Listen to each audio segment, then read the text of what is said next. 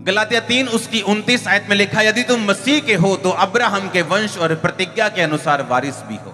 4 बाब को पढ़ेंगे 28 आयत को, हे भाइयों हम इसहाक के समान प्रतिज्ञा की संतान हैं। फिर से 3 बाब को पढ़ेंगे, मैं 3 गिनूंगा, आप सब मेरे साथ पढ़ेंगे, 1 2 3। और यदि तुम मसीह के हो तो अब्राहम के वंश और प्रतिज्ञा के अनुसार वारिस भी हो। परमेश्वर ने अब्राहम को कहा था कि मैं तुम्हें श्रेष्ठ करूंगा, आशीष का मूल बनाऊंगा।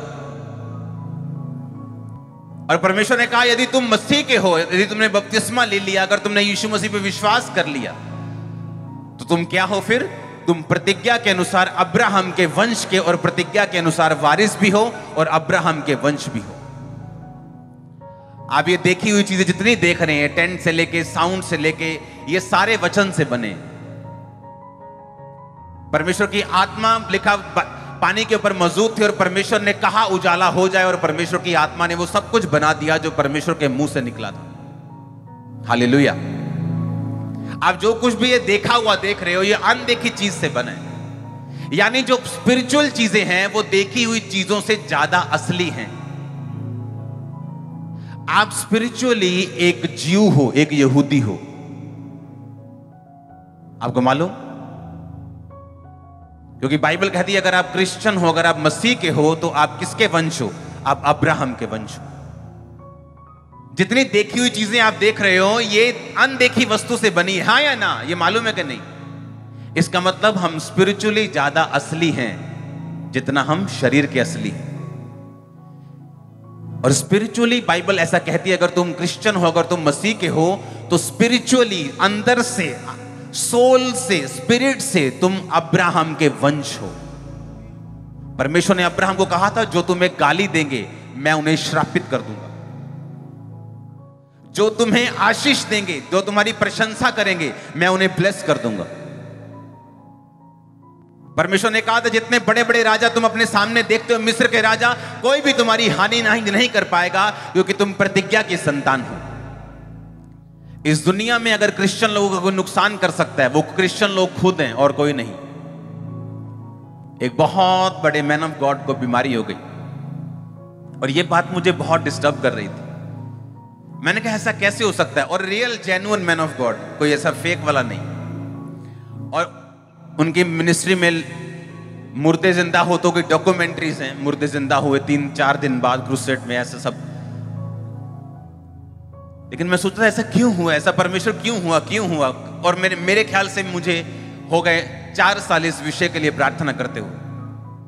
और एक दिन मैंने उनका वचन सुन रहा था, उस वचन में वो बोल रहे थे, आई am sick and tired of this. कोई क्रिश्चियन लोगों की बात होगी शायद, कोई क्रिश्चियन लोगों का कोई ऐसा काम होगा जिनको वो पसंद नहीं कर रहे थे, लेकिन उनके मुंह से क्या निकला? I am sick and tired. कहते मैं, जैसे इंग्लिश में बोलते हैं ना, oh wow what a car, man sick, मतलब ऐसा बोलते हैं इंग्लिश में। कोई बाप को गाली दे दे अमेरिका में बोलते wow you are very cool. तो सिक एंड टायर्ड जो था वो उनके एक जैसे मुहावरा हम बोलते हैं, और उनके मुंह से निकला था आई am sick and tired of your things. और अंत के दिनों में वो सिक भी हुए और टायर्ड भी रहे, क्योंकि वो बीमारी थकाने वाली बीमारी थी। आपको ये बात समझनी है कि आप अब्राहम की संतान हो और प्रतिज्ञा के वारिस हो, और परमेश्वर का आत्मा आप लोगों में बसता है।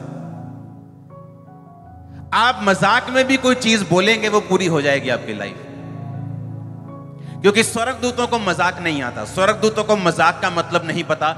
इसलिए स्वर्गदूत ने जब कहा था कि तेरी पत्नी गर्भवती होगी, तेरी पत्नी के बेटा होगा और उसका नाम यूहन्ना रखना, उसने कहा ऐसा हो ही नहीं सकता, वो तो बूढ़ी हो चुकी, उसके पीरियड्स बंद है, मैं भी बहुत बूढ़ा हो चुका हूं। स्वर्गदूत ने कहा इसलिए कि तूने मेरी बात की प्रतीति नहीं की, मैं तुझे गूंगा करता हूं। पता है क्यों गूंगा किया? क्योंकि स्वर्गदूत को मालूम था कि अगर ये यही बात बोलता रहा तो वो प्रेगनेंसी नहीं होगी, क्योंकि उसके शब्द ही उसकी प्रेगनेंसी को खत्म करते रहेंगे। तो उसको गूंगा कर दिया गया कि जब तक तेरी वाइफ के बेटा हो नहीं लेगा तब तक तू गूंगा रहेगा, ताकि तू अपने मुंह से अपने बेटे को खत्म ना कर दे। आप कभी महामारियों के शिकार नहीं होंगे, आप कभी शॉर्ट लाइफ नहीं जिएंगे, आप कभी दुखी नहीं होंगे, टूटेंगे नहीं, आप कभी डाइवोर्स के नीचे नहीं जाएंगे, एक्सीडेंट के नीचे नहीं जाएंगे। आमीन हो, चाहिए आशीष आपकी है चर्च। इसीलिए आप चर्च में आए हो आज, कि आप वर्ड्स रिसीव कर सको और ब्लेस हो सको।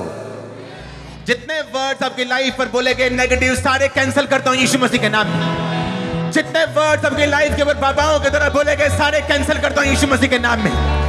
जितने कर्ज आपके वंशों से आपके माता पिता ने, दादाओं ने बोले, कैंसिल करता हूं यीशु मसीह के नाम में। आमीन। ऊंचा चाहिए मेरे को, आशीष आपकी होगी चर्च। दुनिया में सबसे बड़ा प्रॉफिट कौन है? यूहन्ना बपतिस्मादाता। ना तो उसने कोई प्रोफेसी की, ना तो उसने कोई काम किया, सिर्फ प्रीचिंग की। लेकिन परमेश्वर ने कहा वो सबसे बड़ा, क्योंकि अपनी कॉलिंग पूरी कर रहा था। और उसका बाप इतना बड़ा परमेश्वर का जन और इतना ज्यादा परमेश्वर के साथ वफादार, लेकिन जब वचन पूरे नहीं हुए उसको भी गूंगा कर दिया गया परमेश्वर के द्वारा। इसका मतलब परमेश्वर किसी का पक्षपात नहीं करता। इसका मतलब परमेश्वर अपने वचन से बंधा हुआ है। इसका मतलब जो परमेश्वर ने आपको पावर दी है उसका आप यूज कर सकते हैं और उसका आप मिस यूज भी कर सकते हैं। उसका इस्तेमाल भी कर सकते हैं, उसको अपने खिलाफ भी यूज कर सकते हैं, अपने लिए भी इस्तेमाल कर सकते हैं। अपने पड़ोसी को बोलो, यदि तुम मसीह के हो तो अब्राहम के वंश के हो। अगर अब्राहम के वंश के हो तो प्रतिज्ञा के अनुसार तुम वारिस हो। फिर से बोलो अपने पड़ोसी को, यदि तुम मसीह के हो तो अब्राहम के वंश के हो। अगर तुम मसीह के हो तो अब्राहम के वंश और प्रतिज्ञा के अनुसार तुम वारिस हो। पूछो अपने पड़ोसी से, किस चीज के वारिस? बोलो आशीष के वारिस। आशीषित होगा तू घर आते समय, घर से जाते समय। तेरा बैंक बैलेंस, तेरी कोठड़ी, तेरा घर, तेरे बच्चे, तेरे पशु, तेरा खेत, सब आशीषित हो गए। फिर से बोलो अपने पड़ोसी को, यदि तुम क्रिश्चियन हो, मसीह के हो, बैप्टाइज्ड हो तो अब्राहम के वंश के हो और प्रतिज्ञा के अनुसार तुम वारिस हो। आमीन। आप हर एक अच्छी चीज को अट्रैक्ट करेंगे अपने लिए। हर बेस्ट चीज आपकी ओर चली आएगी। आप देखो, आपको अपने आपको प्रॉमिसेस के ऊपर होल्ड करना होगा, क्योंकि आपको यह बात समझ होनी चाहिए कि मैं अब्राहम का वंश हूं। भूल जाओ आप कहां पैदा हुए, भूल जाओ आपका बैकग्राउंड क्या है। आप आज से याद रखो, मैं अब्राहम का वंश हूं। आप जहां जाएंगे सक्सेस आपका पीछा करेगी।